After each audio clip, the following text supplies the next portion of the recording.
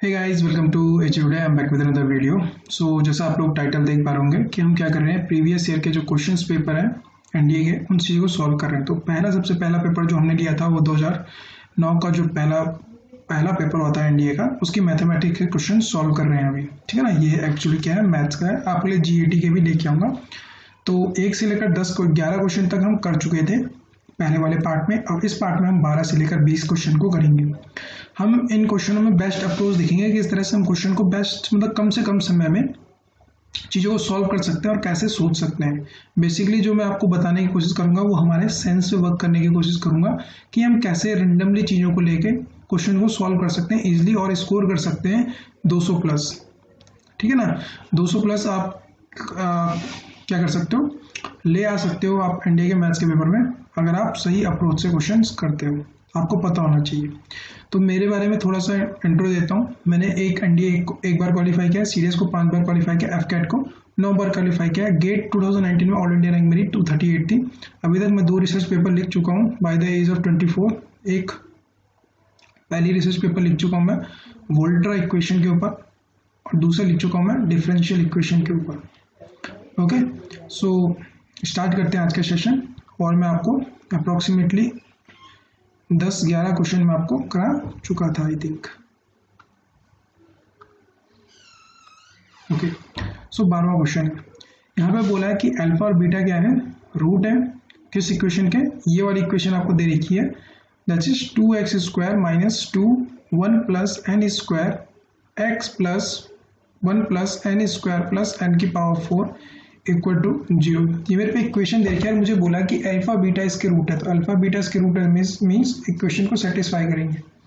आपसे पूछा alpha square beta square. देखो अल्फा स्क्वायर और बीटा स्क्वायर की वैल्यू कब आएगी, कैसे आएगी, जब मैं कहूँगा अल्फा प्लस बीटा का whole square minus 2 alpha beta, तभी तो आएगी। क्योंकि अल्फा स्क्वायर बीटा स्क्वायर क्या होते हैं, ये अगर मैं इसको इस वाली इक्वेशन को इधर ले जाऊं तो ये बन जाएगा ना alpha square plus beta square का होल स्क्वायर। तो मुझे सिर्फ इसकी वैल्यू चाहिए, तो इसकी वैल्यू चाहिए तो अल्फा प्लस बीटा का whole square minus 2 alpha beta. ठीक है, तो ये वाली इक्वेशन हमें याद रखनी है। तो मैं इसको अच्छे से साफ छोटे उसमें लिख लेता हूँ। ठीक है, मुझे ये बस ध्यान रखना है कि जो अल्फा स्क्वायर जो बीटा स्क्वायर होता है, alpha square plus beta square जो होता है वो अल्फा प्लस बीटा का whole square minus 2 alpha beta हमें याद रखना है। अब क्या करें भाई, तो अब मुझे अल्फा बीटा की वैल्यू चाहिए और अल्फा इंटू बीटा की वैल्यू चाहिए। अब या तो आप बेवकूफ़ों की तरह, मतलब बेवकूफ़ इन द सेंस जो हमको सिखाया जाता है, हमको कोई चीज़ें सिखाता नहीं है। तो अगर मुझसे बोला कि भाई निकालो, तो आप बोलोगे चलो sir alpha beta is equal to कर लो b minus a that is 2 1 plus n का स्क्वायर, इस तरह से कर लेंगे।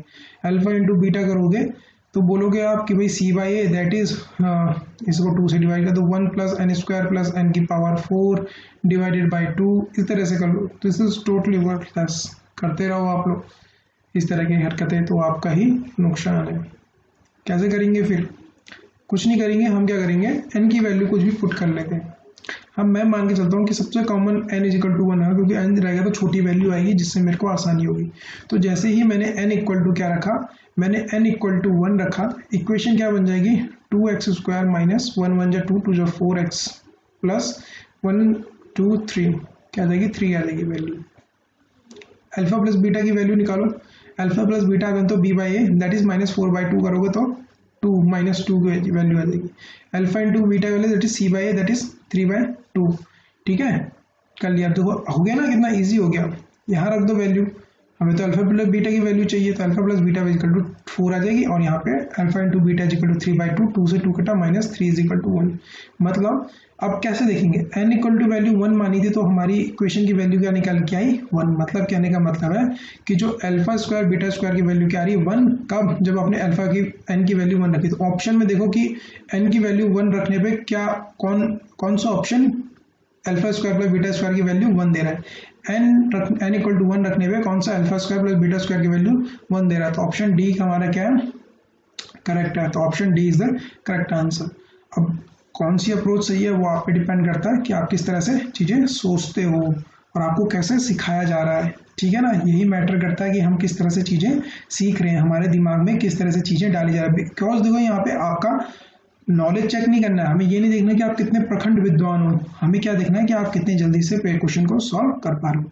क्वेश्चन नंबर 13 देखते हैं। क्वेश्चन नंबर 13 दे रखा है, मुझे बोला है कि एक इक्वेशन है ax² plus bx plus c is 0 और मेरे को बोला है कि इसके रूट जो है वो है rs। ठीक है, नेक्स्ट इक्वेशन मेरे को दी है, बोला है ax² plus px plus q equal to 0 और मेरे को बोला है r² प्लस s², इसके क्या है रूट है।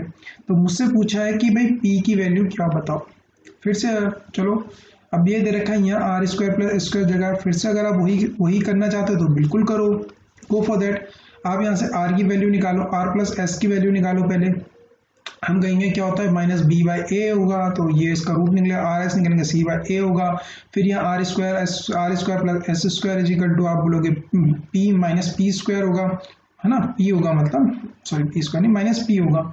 ठीक है, और rs यहाँ पे जो होगा r² और s² जो होगा वो q होगा। इस तरह की हरकतें करते रहो और अपना टाइम वेस्ट करो। तो क्या करना है, हमें कुछ ऐसा सोचना है, हमें एक ऐसी जनरल वैल्यू निकालनी है जो हमारे लिए क्या हो, इजी पड़े और हम जो चीज़ें सोच लें। तो मैं मान के चलता हूँ, मैं एज्यूम कर लेता हूँ, क्या एज्यूम कर लेता हूँ, मैं मान के चलता हूँ कि चलो भाई ए को पकड़ लेता हूँ। ए को मैंने रख दी, ए की वैल्यू मैंने 1, बी की वैल्यू 2 और सी की वैल्यू मैंने 3 रख दी। मैंने कहा चलो ऑप्शन को चेक करते हैं, तो ये आ जाएगा 1 मतलब x² plus 2x plus 3 equal to 0 और इसके रूट है rs। ओके, मैं एज्यूम कर रहा हूँ। ठीक है, और दूसरी इक्वेशन है x² plus px plus q। ठीक है, जिसके r² और s², इसके क्या है रूट है। चलो फिर जब हमें ये पता चल चुका है तो हम लिख लेते हैं r प्लस s की वैल्यू कितनी आ जाएगी भाई, 2 आ जाएगी, माइनस 2 आ जाएगी क्योंकि माइनस b होता है। और rs की वैल्यू जो हो जाएगी यहाँ पे क्या आ जाएगी, c by that is 3। Okay, और यहाँ पे r² प्लस s² की जो वैल्यू होती है वो होती है माइनस p और rs की हो जाती है q। r², मुझे इसका मतलब ही नहीं है, मुझे यहाँ पे r² प्लस s² दिख रहा है, कलर चेंज कर लेते ताकि आपको दिखे।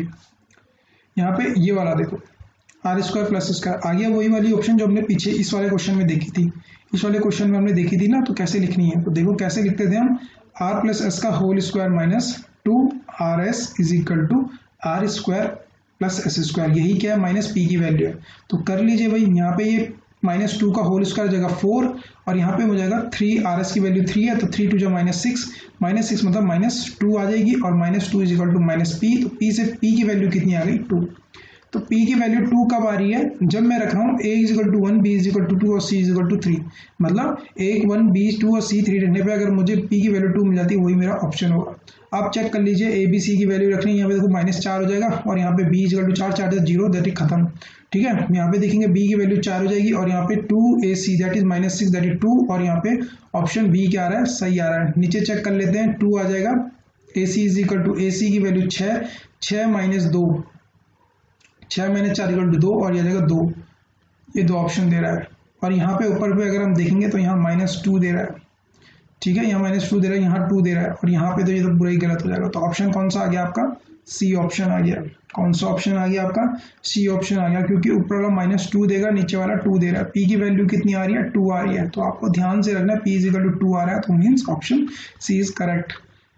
नेक्स्ट देखते हैं, यहाँ पे दे रखा है आपको, देखो मैं आपके सेंस पे क्रिएट करने की कोशिश करूंगा, मैं आपको इक्वेशंस में फंसाने की कोशिश नहीं करूंगा। जैसे आपको सब चीज़ें आपको फंसाई जाती हैं, है ना, वो चीज़ें कोशिश नहीं करूंगा, आपको सीधे डायरेक्टली अप्रोच दूंगा। यहाँ पे आपको परम्यूटेशन दे रहा है, परम्यूटेशन की वैल्यू आप जानते हो, ये हो जाएगा 5 फैक्टोरियल। जल्दी हम कोशिश करेंगे कि मैं आपको समझाने की कोशिश करूँ कि कितनी जल्दी करना है। देखो 5 फैक्टोरियल हो जाएगा और 5 माइनस r का फैक्टोरियल हो जाएगा। यहाँ पे हम करेंगे 6 का factorial upon 6 minus r plus 1 हो जाएगा। देखो r माइनस होना था ना, r -1 तो माइनस का प्लस हो जाएगा और 1 हो जाएगा का फैक्टोरियल हो जाएगा। तो इसका हम करेंगे, देखो यहाँ 5 फैक्टोरियल, यहाँ 6 फैक्टोरियल, तो 6 इंटू 5 का फैक्टोरियल लिख दूंगा तो 5 से 5 कट जाएगा तो बचा 6 और यहाँ पे 5 का माइनस फैक्टोरियल यहाँ पे कितना हो जाएगा। देखो इसको मैं क्या लिख सकता हूँ, 7 माइनस r का फैक्टोरियल। जैसे 7 माइनस r का फैक्टोरियल होगा तो एक कम हो जाएगा 6 माइनस r का फैक्टोरियल, दूसरा कम हो जाएगा 5 माइनस r का फैक्टोरियल।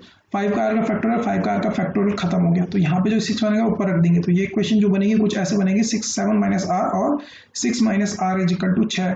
इससे पहले वाली वीडियो देखी होगी तो मैंने कहा था, कभी भी मैंने क्या कहा था आप लोगों को, मैंने कहा था कभी भी 2 नंबर मल्टीप्लिकेशन में आ जाए तो हमेशा को प्राइम में ब्रोक कर दो। किस में ब्रोक कर दो, को प्राइम में ब्रोक कर दो। को प्राइम के नंबर क्या हो जाएंगे, इसके 2 और 3 हो जाएंगे।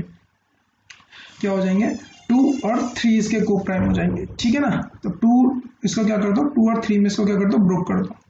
तो 2 और 3 में ब्रेक कर देंगे, तो रख लो यहाँ पे। अगर मैं r की वैल्यू क्या रखता हूँ, sorry 7 minus R equal to यहाँ पे मैं 3 रख लेता हूँ, और यहाँ पे 6 minus R is equal to 2 रख लेता हूँ।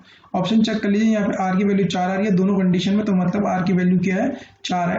या तो फिर यहाँ पे इस इक्वेशन को इंस्टेड ऑफ सोल्व, ये क्या चलेगी, क्वाड्रेटिक इक्वेशन में चलेगी। तो बेवकूफ़ी नहीं करनी है कि आप क्वाड्रेटिक इक्वेशन में जाओ, क्योंकि क्वाड्रेटिक इक्वेशन में चलेगा तो मतलब you are wasting your time, ठीक है ना। तो आपको यहाँ पे बचना है, तो बचना है तो ऐसे सोचो कि यहाँ पे 6 कब आ सकता है, जब ये क्या हो, 6 की पॉसिबिलिटी क्या होती है, 1 इंटू 6 या फिर 2 इंटू 3 6, इसके अलावा कोई पॉसिबिलिटी है नहीं। तो बस इन दोनों नंबर में ही क्या आपको देखना है कि आर की वैल्यू क्या हो सकती है। जैसे दिया 3 बन जाए, तो यहाँ पे आर की वैल्यू 4 रखूंगा तो 3 बन जाएगा, और यहाँ पे 4 रखूंगा 2 बन जाएगा, तो बिल्कुल आर की कंडीशन ही 4 बन रही है। या तो फिर आप इसको कोप्राइम वाले कॉन्सेप्ट में करके देखो, या फिर आप अपना दिमाग लड़ाओ। तो दिमाग लड़ाने पर मुझे पता चल रहा है 4 है, तो आंसर इज 4, खत्म, ठीक है ना। आपको ज़्यादा यूज अपना मतलब कहने का मतलब है कि आपको क्या करना है, अपना दिमाग लड़ाना है, instead of just going in equations, है ना, instead of just solving equations, आपको सब बचना है, अपना दिमाग लड़ाओ। You are an ND aspirant, है ना। अब बैल नहीं हो बिना मतलब कि आप कोई भी काम करते रहो, सोचो उस चीज़ के ऊपर, जस्ट थिंक ओवर इट कि आप उस चीज़ को कैसे रिड्यूस कर सकते हो, वही आपके एसएसबी में आने वाला है। यहाँ पे देखो, यहाँ पे बोला है what is the number of word form the letter of the word joke so that vowel and consonant alternate. मतलब कहने का मतलब है एक कॉन्सोनेंट है एक वोवल है, एक कॉन्सोनेंट है एक वोवल है, तो इसमें कितने वोवल है, 2 वोवल है और 2 कॉन्सोनेंट है। तो पॉसिबिलिटी कितनी बनेगी इसकी बताओ भाई। देखो पहली वाली कंडीशन में ना, सपोज मैं कहता हूँ वोवल आता है, मतलब इसको कहने का मतलब ना जो 4 है ना, तो हर वर्ड की 2 पॉसिबिलिटीज होंगी, 2 वो कर सकता है। तो 2 इंटू 4 करेंगे तो 8 आ जाएगी, 8 पॉसिबिलिटी आ जाएगी इसकी, तो आंसर इज 8, ठीक है ना। ये आपको सेंस आना चाहिए कि कैसे करना है, लेकिन मैं आपको बता देता हूँ, अगर आपको नहीं पता है देखो ये कैसे बन जाएगा। कुछ मैं अगर इसको खींचना चाहूँ तो मैं इसको ऐसे खींच सकता, क्या क्या बन सकता है, देखो 2 वोवल है ओ ई और बाकी कॉन्सोनेंट है। चलो कॉन्सोनेंट के पहले स्टार्ट करते हैं, जे, ठीक है ना, ओ के ई, ठीक है। दूसरा बन सकता है जे ई के ओ, कॉन्सोनेंट अभी मैंने सिर्फ वोवल की पोजीशन चेंज की है, ठीक है ना, वोवल की पोजीशन चेंज की है। अब कॉन्सोनेंट की पोजीशन चेंज करता हूँ, के ओ जे ई, और दूसरा क्या हो जाएगा, के ई जे ओ, है ना, तो 4 होगा। अब वोवल की पोजीशन चेंज करो तो 4 ये बन गए, 4 वोवल वाले बन जाएंगे, आप करके ट्राई कर लेना। तो 4 और 4 8 हो जाएंगे, 2 इंटू 4 मैंने ऑलरेडी बताया, तो आंसर इज 8। नेक्स्ट देखते हैं, देखो भाई ये बोल रहा है if the sum of the first 2 term, देखो यहाँ पे बोल रहा है सपोज मैं ज्योमेट्रिक पोजीशन में ये बोलता हूँ A R square A R 3, ये क्या है 4 टर्म बोल रहा है। ये बोल रहा है पहले वाली टर्म की भाई कितनी है, 8 है, और चारों टर्म की 80 है। अब या तो आप गधों की तरह लग जाओ इसको करने में कि भाई ये इक्वेशन दे रखी है और कूद पड़ो भाई मैदान में बस, और आपसे पूछा कि A6 की पोजीशन बताओ, मतलब AR7 बताओ, AR7 बताओ, सॉरी 6th पोजीशन 5 बताओ, sorry I am so sorry, ठीक है, तो मतलब AR5 बताओ। अब कूद पड़ो इक्वेशन सॉल्व करने में और कूद पड़ो, तो अब थोड़ा सा दिमाग लड़ाओ मेरे भाई।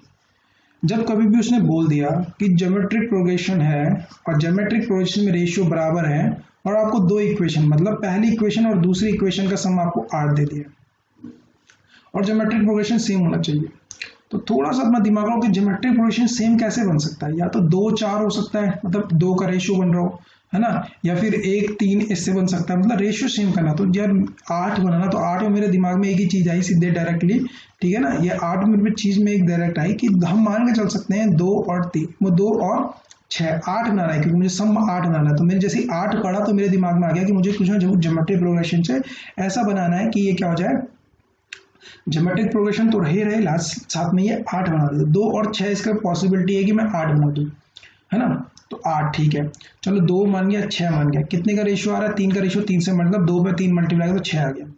अब 6 पे ये कह रहा है कि मुझे क्या करना है कि 80 निकालना है, कितने टर्म का, 4 टर्म का। तो पॉसिबिलिटी चलो चेक कर लेता हूँ, जो मैंने सोचा वो सही है कि नहीं है। तो अगर मैं 3 करूंगा तो 18 आएगा, फिर 3 करूंगा तो 54 आएगा, 54 और 6 60, और 2 और 8 20, तो ये हो जाएगा 6 60 प्लस 20, बिल्कुल 80। जो मैं सोच रहा था वो बिल्कुल कंडीशन सही है। तो जो हमारी क्या हो जाएगी, 2 6 18 और 54, यही तो है, सीरीज मिल गई मुझे। ये क्या मिल गई, मेरा जीपी मिल गया मुझे, और जब मुझे जीपी मिल गया तो समझ लो 18 में हर में 3 का रेशियो आ रहा है, तो यहाँ पे 3 करेंगे तो अप्रॉक्सीमेटली 3 4 12, 11 3 15, 162, और इस पे भी 3 का मल्टीप्लिकेशन होगा। तो इतना भी मल्टीप्लिकेशन करने की भी जरूरत नहीं है, जैसे ही हम देख रहे हैं 2 और 6 तो लास्ट में जो 6 होगा वही आंसर है, मल्टीप्लिकेशन करने की भी जरूरत नहीं है। ये सब चीज़ें आपको पता होनी चाहिए कि अपना दिमाग यूज़ करो, ठीक है ना। यहाँ पे हम देख रहे हैं इसका 3 से मल्टीप्लाई करेंगे तो लास्ट में जो 3 यहाँ 2 है तो 6 यूनिट आएगा, मतलब 6 यूनिट डिजिट में होगा, तो 6 इज द करेक्ट आंसर। यहाँ 8 3 6 8 है, तो मतलब हम डायरेक्टली इसमें मार सकते हैं, ठीक है गाइस। तो होप सो आपको समझ आया होगा मैं कहना क्या चाहता हूँ। नेक्स्ट क्वेश्चन देखते हैं। इसने बोला है 101.101 का 2, इसको हमें क्या करना है, इसका डेसिमल इक्विवेलेंट बताना है हमें बाइनरी नंबर के लिए। तो आपको पता होगा इसमें कोई ट्रिक नहीं लग सकती है गाइस, तो इसमें क्या होता है, इसमें कोई ट्रिक नहीं लगती है, इसमें आपको पता होना चाहिए कि कैसे कन्वर्जन करते हैं।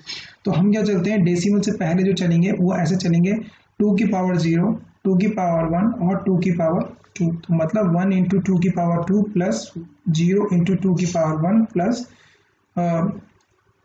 1 इंटू 2 की पावर 0, ठीक है ना। ये हमारा तरीका होता है। फिर डेसिमल के बाद जो आती है उसे हम नेगेटिव टर्म में लेते हैं, आपको पता होना चाहिए।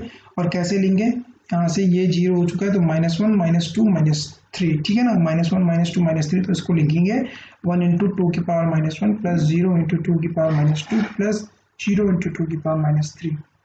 तो इसको सॉल्व करेंगे गाइस, मैं इसे सॉल्व कर देता हूँ। जब आप इस क्वेश्चन को पूरा सॉल्व करोगे तो ये कुछ 45/8 आएगा, ठीक है। और 45/8 आएगा तो इसको जब हम करेंगे तो ये लिखेंगे 5.625 अप्रॉक्सीमेटली। जब आपसे डिवाइड करोगे तो 10 डेसिमल में देखो 8 5 या 40, तो 5 0 5 6 4 8 6 48, 2 मतलब 2 0 बचेगा ना, तो 8 2 16 और 5 बचेगा, ठीक है ना। तो दिस इज यहाँ पे option C is correct answer. आपको डेसिमल से पता होना चाहिए कन्वर्जन कैसे करते हैं। आई थिंक जो आपके पेपर उनमें तो डेसिमल कन्वर्जन नहीं आ रहा है, लेकिन पहले के पेपर में बहुत ज़्यादा आते थे डेसिमल का। अब नेक्स्ट क्वेश्चन है हमारे पास, भाई यहाँ देखो हमें बोल रखा है x ग्रेटर देन 1 है और ये जीपी में है। अब देखो मैं आपको एक चीज़ समझाने की कोशिश करता हूँ। यहाँ पे एक चीज़ समझो, क्वेश्चन क्या दे रखा है, log 2x log 3x log x 16। अब मुझसे बोला ये जीपी में यार सॉल्व करो, x की वैल्यू क्या होगी। अब या तो आप कूद पड़ो मैदान में फिर से इक्वेशन सॉल्विंग करने में, या आपको पता होना चाहिए। चलो एक चीज़ तो मुझे पता है, जीपी में है तो मुझे पता है कि b² = AC होता है। तो आप लिख सकते हो कि log 3x का whole square = log 2x into log x 16। अब बताओ भाई क्या करोगे आप लोग। आधों को तो दिमाग घूम जाएगा यहाँ पे कि अब क्या करूँ। अब इस क्वेश्चन में टाइम कंज्यूम करेंगे, या फिर जिनको पता होगा वो तो कर लेंगे। तो जब भी आपका दिमाग घूम जाए ना, आपको पता ही ना चले कि मैं हो क्या रहा है, मुझे तो ज़्यादा कॉन्सेप्ट भी नहीं पता है मैथ्स के, है ना। तो कहा क्या करा जाए, तो आप क्या करो, रेंडमली ना अपने दिमाग से कोई वैल्यू अज्यूम कर लो जो आपके लिए फ़ायदेमंद हो। क्या हो, आपके लिए फ़ायदेमंद हो, ठीक है ना। अब जैसे मेरे लिए मुझे पता नहीं है कि मुझे कैसे करना है, suppose I am just telling you कि मुझे नहीं पता ये क्वेश्चन सॉल्व कैसे करना है। तो कैसे करना है, तो अज्यूम कर लेता हूँ मेरे को, देखो यहाँ पे ये बेस 2 है, इसका बेस x है और इसका बेस 3 है और ये x है ना। तो मैं क्या अज्यूम कर लेता हूँ, ये 16 है, ठीक है। तो मैं अज्यूम कर लेता हूँ, देखो यहाँ पे 2 है और ये मेरे को दिक्कत कर रहा है, ये वाला ये मेरे को दिक्कत कर रहा है। तो अगर मैं लेट मान लेता हूँ, मैं अज्यूम कर लेता हूँ, देखो अज्यूम की मैंने ना अज्यूम कर लिया, मैंने अज्यूम कर लिया कि भाई जो x है वो 2 के बराबर है।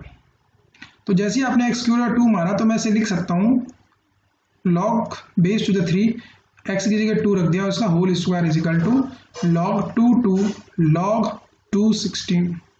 ओके गाइस, तो कर दो वही से, तो ये हो जाएगा log 3 2 log 2 मतलब log 2 the base to the a। आपको पता होगा प्रॉपर्टी log a = 1 होता है ना। तो यहाँ पे ये 1 हो जाएगा और यहाँ पे क्या है 16 है, तो 16 को इसका 16 को क्या लिख सकते हैं 2 की पावर 4, और आप जानते हो कि इसे हम लिख सकते हैं यहाँ पर आ जाएगा 4 log 2 2, फिर से log 2 2 आ गया तो log 2 2 1 हो जाएगा। तो हमें पता चल चुका है log 3 2 की x² = 4 के बराबर है मेरे भाई।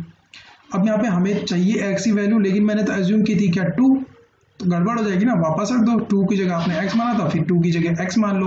तो इस इक्वेशन को मैं कुछ यहाँ पे इस तरह से लिख सकता हूँ। मैं अपने हिसाब से देखो चेंज कर रहा हूँ, मैं क्वेश्चन में कुछ नहीं कर रहा हूँ, मैं बस अपने हिसाब से चेंज कर रहा हूँ। देखो ये हो जाएगा x और ये हो जाएगा स्क्वायर, तो 4 का स्क्वायर = 2। और हम जानते हैं कि अगर कोई प्रॉपर्टी होती है कि log AB = x है, तो अगर मैं इसको log हटाता हूँ तो b = a की पावर x होती है। तो यहाँ पे 3 है और यहाँ पे 2 है, तो ये हो जाएगा, हाँ तो यहाँ पे क्या हो जाएगा, ये लॉग हटेगा और यहाँ पे आ जाएगा 3 की power 2 is equal to X, that is 9। Hope so इसका आंसर क्या है 9। होप सो आपको समझ आया होगा मैंने क्या किया है। मैंने कुछ नहीं किया, ये आपको समझाने के लिए गया। अगर मैं होता तो मैं ये जो ये वाला एक्स है ना, ये वाली लाइन खा जाता, ये लाइन खा जाता और ये लाइन खा जाता, ठीक है ना। और ये तो मुझे 1 मिनट में ही मेरा काम हो जाता। तो मुश्किल से 2 लाइन में या 3 लाइन में ये काम मैं कर जाता अगर मुझे कैलकुलेशन करनी है तो, ठीक है ना। इन सब चीज़ों से मुझे बचना है, ठीक है। देखो हर क्वेश्चन में नहीं लग सकती है ऐसे सेंसेस, मैं बता रहा हूँ। देखो कहीं कहीं पे आपको पूरे क्वेश्चन करने पड़ेंगे। बस उसमें क्या कर सकते हो आप, उन पूरे क्वेश्चन में करने के बाद क्या कर सकते हो आप, अपनी कैलकुलेशन को इतनी अच्छी कर लो और अपना सेंस अच्छा कर लो, ताकि आप 100 क्वेश्चन है ना, सॉरी 120 क्वेश्चन, तो 120 क्वेश्चन में से गाइस ऐसे होंगे ही होंगे, 30 से 40 क्वेश्चन ऐसे होंगे जिनमें क्या लगेगा, टाइम कैलकुलेटिव लगेगा। लेकिन 70 to 80 क्वेश्चन ऐसे होंगे ना जिनमें आप आराम से अपना सेंस लगा के जल्दी जल्दी क्वेश्चन कर सकते हो।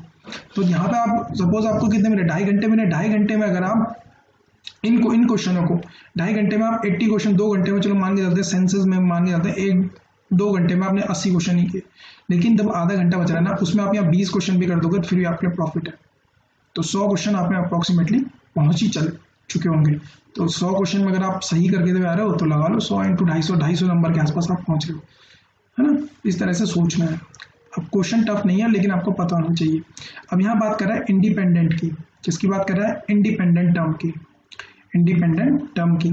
तो इंडिपेंडेंट टर्म बताओ भाई कैसे होगी। तो देखो गाइज ये वाली है, तो हम मान के चलते हैं कि जो TR+1 है वो क्या है, इंडिपेंडेंट टर्म है किसकी, एक्स की। एक्स की क्या है, इंडिपेंडेंट टर्म है किसकी, एक्स की इंडिपेंडेंट। किस में ढूंढेंगे अब हम, इस वाली इक्वेशन में। तो मान लेते हैं, चलो फिर तो हम क्या कर लेते हैं, हम इसे एक इंडिपेंडेंट टर्म मान लेते हैं कि एक्स की इंडिपेंडेंट है किसमें, इन, देखो अब मैं पूरा लिखने की कोशिश नहीं कर रहा हूँ क्योंकि पेपर है, कोई आपकी किताब नहीं है जो पूरा लिखने की कोशिश कर रहा हूँ, मैं आपको समझाने की कोशिश कर रहा हूँ इसलिए लिख लेता हूँ। तो T+R1 इंडिपेंडेंट टर्म है एक्स की किसमें, इसमें मान के चल लेते हैं, ठीक है। तो अब करिए भाई, TR+1 इज इक्वल टू क्या हो जाएगा, 9CR, क्यों, क्योंकि 9 है, 9CR, ओके। और इसको 3x - 2 डिवाइडेड बाई 2, है ना। और इसको कर लेते हैं हम 9 - R हो जाएगा, और माइनस को ले लेते हैं, माइनस भी नहीं लेते हैं, इसको सीधे -1/3x और R हो जाएगा। किसी को कोई दिक्कत भाई नहीं। अब यहाँ पे एक चीज नोटिस करो, अब हम क्या करेंगे, देखो हमें इंडिपेंडेंट बोला है तो मतलब इंडिपेंडेंट का मतलब क्या है, इंडिपेंडेंट का मतलब जिसमें x से आजाद हो जाए, मतलब x की वैल्यू क्या हो जाए, 0 प्रोड्यूस करे, या 0x मतलब गायब हो जाए। इंडिपेंडेंट बोले ना, इंडिपेंडेंट मतलब स्वतंत्र, जिसमें x आए ना। तो अब हमें क्या करना है, हमें ऐसी वो ढूंढनी है जिसमें x क्या हो जाए, 0 हो जाए, मतलब x गायब हो जाए उस R में। तो यहाँ पे कर लेते हैं, इसको हम कर लेते हैं 9CR। देखो मैं आपको ना थोड़ा सा कलर चेंज कर लेता ताकि आपको समझ आए मैं कहना क्या चाहता हूँ। तो यहाँ पे क्या हो जाएगा, देखो 9CR, ठीक है। अब यहाँ पे x की पावर -2 है और मुझे इंडिपेंडेंट करना है, तो 3 तो मैं छोड़ देता हूँ, और ये 3 की पावर -9 - R तो बाहर निकल गई, ठीक है। मुझे इससे कोई लेना देना है तो उसको बाहर निकालो। x की पावर -2 है तो -2, और ये हो जाएगी x की पावर हो जाएगी -18 और +2R। किसी को समझ आई, समझ आई बिल्कुल। अब यहाँ पे देखो -1 है, इस -1 से मेरा कोई रिलेशन नहीं है, इस -1 से रिलेशन नहीं है, तो -1 की पावर R है, तो मैं इसको आगे खींच के इस C में भी कोई लेना देना नहीं है उसका, तो मैं उस -1 को जो यहाँ देखो ये वाला यहाँ दिख रहा है आपको, ये वाला यहाँ 1 - R है, ये मेरा कोई लेना देना है, तो इस -1 R को बाहर निकाल देता हूँ, ठीक है। और अब यहाँ पे जो इक्वेशन बचेगी वो कुछ ऐसी बचेगी, 1 - 3x पॉजिटिव में रहेगा, R रहेगी। तो अब यहाँ पे देखो x क्या है, नेगेटिव में, 1/3 का मेरा कोई काम नहीं है, लेकिन x है तो मैं इसको लिख सकता हूँ x की पावर -R, और 1/3 को फेंक दो बाहर, ठीक है ना, मेरा कोई लेना देना नहीं है उससे। तो बेटर यही रहेगा, मैं इसको 1 - 3/R लिख लो, यहाँ पे -3/2 9 - R लिख लो। अब यहाँ पे जो ये वाली इक्वेशन है इन दोनों में, तो x यहाँ नीचे माइनस था तो -R हो जाएगा, तो ये इक्वेशन जो बनेगी x - 18 + 2R और x की पावर -R। भाई समझ आई कि नहीं आई, बिल्कुल।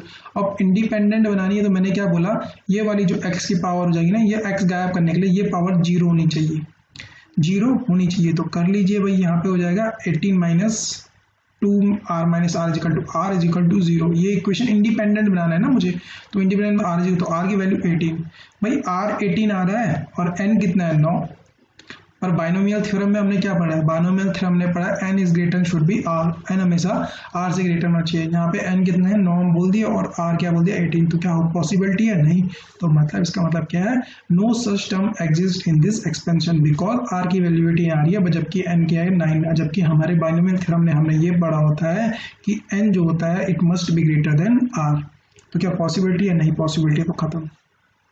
नेक्स्ट क्वेश्चन देखते हैं, geometric progression. In the geometric progression with the first term a and the common ratio r, what is the arithmetic mean of the first 5 term. भाई यहाँ पे इसने हमें रैंडमली बोल दिया कोई भी कॉमन टर्म है a r स्क्वायर और ar क्यूब, इस तरह से चलते रहो, और बोला 5 टर्म दी हुई हैं, मतलब ar की पावर 4 दी हुई है, और मुझे बोला इनका अरिथमेटिक मीन निकालना है। अरिथमेटिक मीन का मतलब होता है एवरेज निकाल दो, ठीक है। तो भाई चलो कूद पड़ो, कुछ होंगे जो कूद जाएंगे, हम क्या करेंगे, हम बोलेंगे अरे हमको तो यहाँ पे सारे ए आर आर के टर्म में दे रहे हैं, तो कूद पड़ो a प्लस ए आर का स्क्वायर प्लस ए आर की पावर 3 प्लस ए आर की पावर 4 और 5 से डिवाइड कर देंगे, दिस ऑल द बुलशिट। आप इसमें करोगे तो अपना ही नुकसान कर पा रहे हो, अपना टाइम कंज्यूम कर रहे हो। उसने बोला 5 टर्म, तो 5 टर्म आप कोई भी उठा लो ना, कोई भी उठा लो जो ज्योमेट्रिक प्रोग्रेशन में मान के चलता 2 4 8 16 और 32, यही तो हमारी। अगर मैं इसका सम करता हूँ तो ये आ जाता है आपका 62, 5 टर्म में डिवाइड कर दो 62 तो हो जाएगा 12.4। मतलब कहने का मतलब है a अगर मैं ये मान दूँ, r इजिकल टू 2 मान दूँ, a इजिकल टू 2 मान दूँ, r इजिकल टू 2 मान दूँ, और इन इक्वेशन में ढूंढूँ कि जिसका क्या हो जाए एवरेज 12.4 आ रहा हो, वही हमारा क्या है आंसर है। भाई यहाँ पे हो सकता है नहीं, क्यों, 2 दूनी 4 और 2 6, यहाँ पे हो सकता है 2 दूनी 4 2 8, पॉसिबिलिटी नहीं। अब इन दोनों इक्वेशनों में क्योंकि हमें तो 12.5 लाना है। अब यहाँ पे एक चीज़ नोटिस करो कि यहाँ पे r-2 है, दैट इज 1 हो जाएगा, और यहाँ पे r के बाद 31 इंटू 2 करेंगे तो 62 हो जाएगा, जो हमारा आंसर नहीं है, हमें तो डिवाइड करना है। तो यहाँ पे देखेंगे जब हमें पता चल गया कि यहाँ पे इस वाले इक्वेशन का आंसर कितना आ रहा है 62 आ रहा है, मतलब जब हमने करा ना तो r की वैल्यू क्या 2 - 1 इक्वल टू 1 हो रहा है, और इस इक्वेशन की करेंगे यहाँ पे तो r की power 5 equal to 32 - 31 into 2 that is 62, तो उस वाले 62 आ रही है। तो इस इक्वेशन में देखो 62 है और नीचे इसके डिवाइड 5 है, दैट इज 4.5। तो ऑप्शन क्या आ गया आपका, बताओ क्या आ गया, ये वाला ऑप्शन आ गया, option D is correct answer. Next question देखो, 21वां क्वेश्चन देखो। 21वें क्वेश्चन में भाई मेरे क्या है, ये क्वेश्चन में अगर सेम देखो मैं आपको बताता हूँ, ये क्वेश्चन थोड़ा टफ है। अगर आपको नहीं पता है तो आप क्या कर सकते हो, इसे छोड़ सकते हो कि बाद में करने के लिए, इसे लीव कर दो बाद में करने के लिए, क्योंकि अगर अब पता कैसे चले, देखो पहले एक ट्राई मारो। देखो एक ट्राई का मतलब है इस क्वेश्चन को देखो और सोचो कि आप इस वाली इक्वेशन को ब्रोक कर सकते हो नहीं कर सकते हो। अगर नहीं कर सकते हो और ये कॉम्प्लेक्स में है तो जस्ट उसको छोड़ दो बाद के करने के लिए, ठीक है ना। पहले जल्दी जल्दी वो करो जिनमें आपका सेंस काम कर रहा है, जैसे ये ऊपर वाले में यहाँ जल्दी जल्दी काम कर रहा है वहाँ पे उनको अचीव करो, बाकी वो मत करो। अगर देखो एक इसकी 2 तरीके होते हैं, एक होता है ये क्या है, एक इररिड्यूसिबल पॉलिनोमियल है ना, और उसको उस मेथड को समझाने के लिए यहाँ पे बहुत ज़्यादा टाइम कंज्यूम हो जाएगा, वो मैं समझा नहीं सकता हूँ उसके, क्योंकि बहुत सारे अलग अलग फेज होते हैं, ठीक है ना। तो उनको नहीं समझा सकता हूँ क्योंकि वो आपकी हायर स्टडीज़ में होता है, जब आप बीएससी या एमएससी कंप्लीट करते हो तब आपको वहाँ पे इररिड्यूसिबल पॉलिनोमियल समझाया जाता है, लेकिन यहाँ पे अभी मैं आपको समझा नहीं सकता बिकॉज बहुत लंबा है। तो बेसिकली मैं वैसे बोलूँगा कि इसको बाद में करना, लेकिन यहाँ पे हम पेपर सॉल्व कर रहे हैं तो उसको क्या कर लेते हैं, इररिड्यूसिबल पॉलिनोमियल में ना जाकर हमें ऐसे सिंपली तरीके से समझाता हूँ कैसे करना है इस क्वेश्चन को।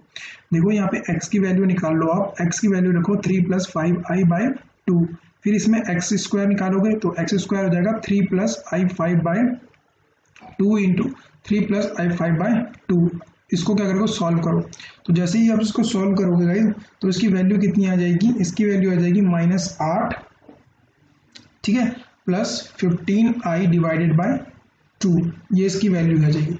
फिर इसमें क्या करो, एक्स स्क्वायर की वैल्यू है उसमें x का मल्टीप्लिकेशन कर दो, जैसे ही आप x का मल्टीप्लिकेशन करेंगे इसकी वैल्यू आ जाएगी 19 + 5i/4। अब क्या करो, इस वाली इक्वेशन में ये सब वैल्यू रख दो, जैसे 2 रखोगे आप तो रख दो उसको पूरी इक्वेशन, ठीक है ना, जो इक्वेशन में आ रहा है। थोड़ा लंबा जाएगा गाइस, इसलिए मैं पहले ही बोल दिया मैंने आपको क्या करना है, ऐसे क्वेश्चनों को आपको पेपर में छोड़ना है। लेकिन अभी हम जस्ट क्या कर रहे हैं, क्वेश्चन सॉल्व कर रहे हैं, तो वो यहाँ पे होएगा, ठीक है। तो ये पूरी क्वेश्चन को आपको सॉल्व करना है और ये क्या इक्वेशन लास्ट में ऐसी बन जाएगी जैसे आपको पता ही है, कि 299 plus 5i divided by 4 plus 2 minus 8 plus 15i divided by 2 minus 7 into 3 plus 5i by 2 plus 72 is equal to 0, है ना। तो इस तरह से आप इस चीज़ को कर सकते हो। तो इसका ऑप्शन जो आएगा लास्ट में वो 4 आएगा, ठीक है ना। जब आप इस इक्वेशन को पूरी सॉल्व करोगे, ठीक है, तो आंसर कितना आएगा, 4 आएगा। तो आप लोग जरूर करना इस इक्वेशन को, ठीक है ना। और बाकी पेपर में ऐसे क्वेश्चनों को स्किप करना है। एक और तरीका समझाता हूँ, देखो गाइस, ठीक है ना।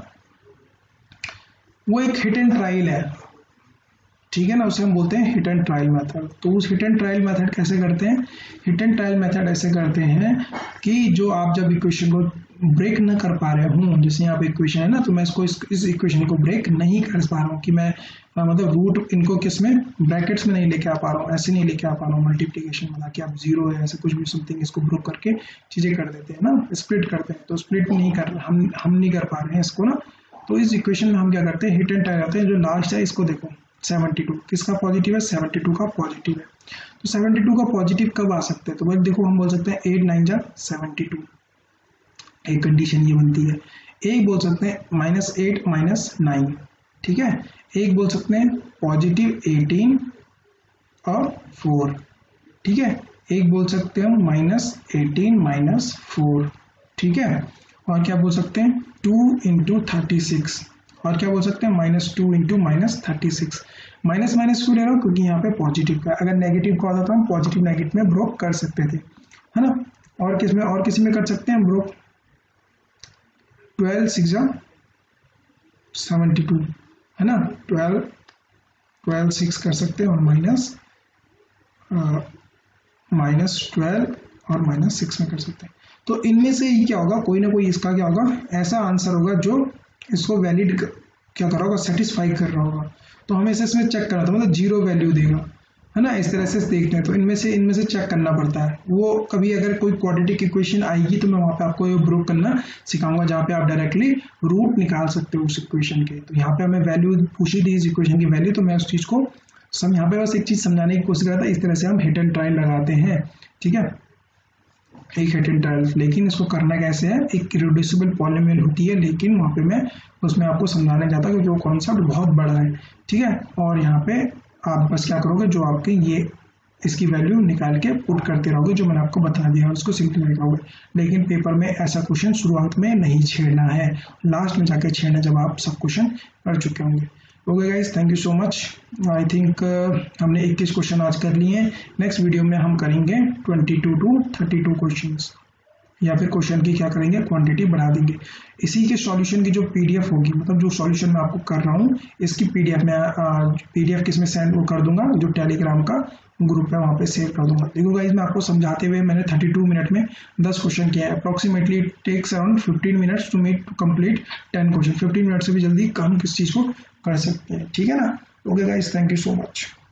और अपने दोस्तों के साथ भी शेयर करें।